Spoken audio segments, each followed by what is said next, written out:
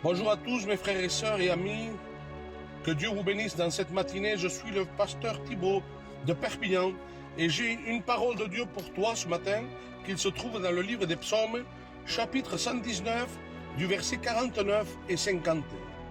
Alléluia. Nous lisons ensemble. C'est un homme qui s'adresse à Dieu et il dira: souviens-toi de ta promesse à ton serviteur. Souviens-toi de ta promesse à ton serviteur, puisque tu m'as donné l'espérance. La promesse donne une espérance. Alléluia. Il dit, verset 50, c'est ma consolation dans ma misère, car ta promesse me rend la vie. Et j'aimerais revenir sur le premier passage qu'il dit, souviens-toi de ta promesse. Alléluia. Peut-être que Dieu t'a promis quelque chose, mon frère, ma soeur, mon ami, et tu attends. Et la patience, c'est dur, c'est difficile.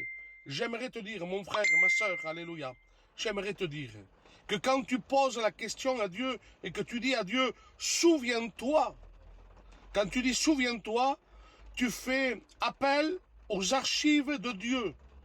Vous savez, quand on veut chercher un article dans un journal d'une telle époque, d'une telle date, on va dans la ville et dans les archives de la ville, il y a un endroit spécial où on peut trouver l'article que l'on recherche.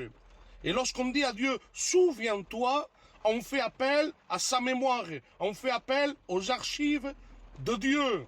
Alléluia. Dieu ne t'a pas oublié. Gloire à Dieu. Parce que la Bible dit que Dieu se souvient de Noé. Dieu se souvient de Anne. Dieu se souvient de Sarah. Gloire à Dieu. Dieu se souvient de Moïse.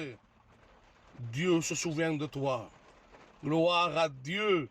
Il y a une histoire remarquable dans le livre des rois où nous voyons cet homme qui était Ézéchias. La Bible dit qu'il était malade au point de mourir. C'était la fin. C'était l'extrémité de la vie. Ça y est, c'était fini. Il allait mourir, il était malade. Et puis, il entend dire, avec cette voix écho dans le palais, le prophète Ésaïe vient. Donc s'attendant à une bonne nouvelle, lorsqu'un homme de Dieu vient nous visiter, on s'attend toujours à une bonne nouvelle. Mais malheureusement, Ésaïe, le prophète, était venu avec une parole de l'Éternel pour lui dire, donne des ordres à ta maison, car tu vas mourir. Et il savait qu'il ne pouvait pas marchander. Il savait que c'était la parole de Dieu. Mais la Bible dit que Ézéchias tourna son visage face au mur, disant, il n'y a plus de solution. Et c'est peut-être ton problème. Tu as cherché parmi les hommes, tu as cherché parmi les églises, parmi les pasteurs. Et aucun n'a pu donner solution à ton problème. C'est ce qu'a fait Ézéchias. Mais Ézéchias ne s'est pas arrêté ici.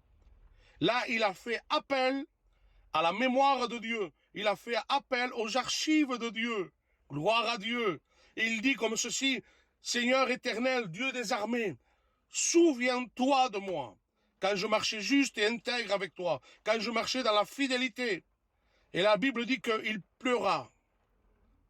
Le prophète n'a pas eu le temps de traverser la cour du palais, que l'éternel Dieu parla en son cœur et lui dit, Ésaïe, retourne voir Ézéchias et dis-lui que j'ai rajouté 15 années de vie à sa vie.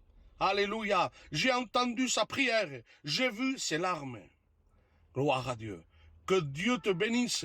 Dieu te voit. Dieu te connaît. Dieu entend le cri de ton cœur. Alléluia. Que Dieu te bénisse. Que Dieu te bénisse puissamment. Alléluia.